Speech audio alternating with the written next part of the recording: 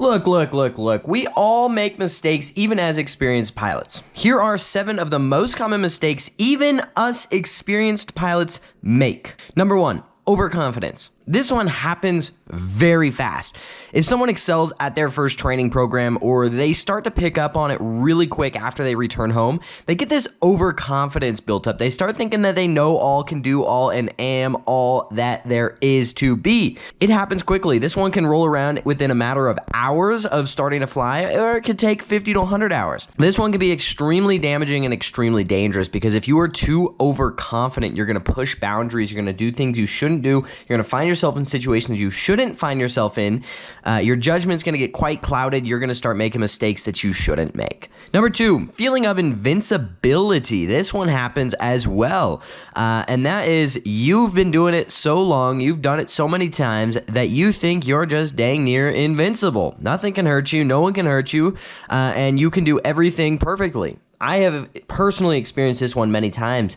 You get that feeling of invincibility like, man, I'm so freaking good. I can do all of it. Comes hand in hand with ego, I guess. That one can be really bad too because alongside with that overconfidence, it can cause you to want to go push your boundaries unnecessarily, whether that's flying in bad conditions, putting yourself in bad environments, flying in bad locations, whatever it is, you end up pushing the limits too much. This one, alongside with the overconfidence, almost led to me smacking into doing a wingtip drag a couple years back.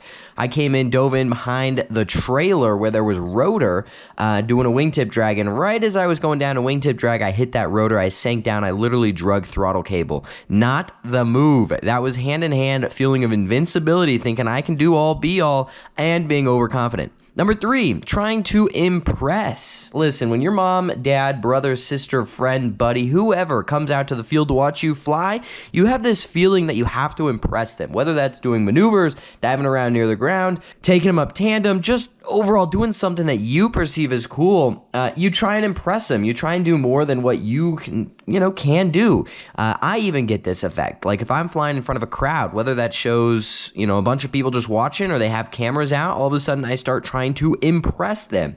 And you have to realize with something like this, paramotors, people don't see this very often. Just you flying through the sky, looking down at them, waving is the coolest thing they've ever freaking seen. You don't have to be doing the loops, wing overs, wingtip drags to impress people. Number 4, pushing the limits too fast. This one can get you. This one can get you quick, and you won't even notice this one can get you. You'll start doing things that maybe you shouldn't be doing. You start pushing those limits. You start finding those boundaries. Maybe you try and venture your way into an environment you're not ready for. You try a maneuver you were not prepared for, and you just push the limits too quickly.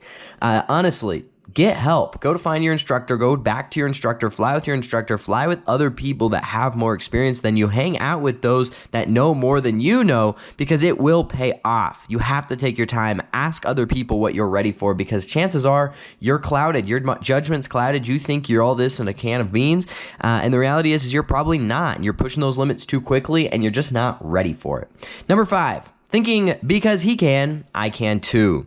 This is one that I hear in the motorcycle world quite often. It's like, just because he can do it doesn't mean you can do it. The same applies for flying paramotors. Just because someone like you see on the internet is doing wingtip drags, loops, whatever, does not mean you can do it too. And it doesn't mean you should do it. Not everybody needs to be doing all of those crazy things to have a good time. Some people just want to go up, cruise around. And you don't want to find yourself doing those maneuvers that you're not ready for.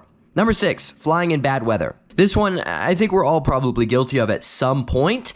We want to fly. We're eager to fly. We are excited to fly. Good weather days are few and far in between, depending on the location you live.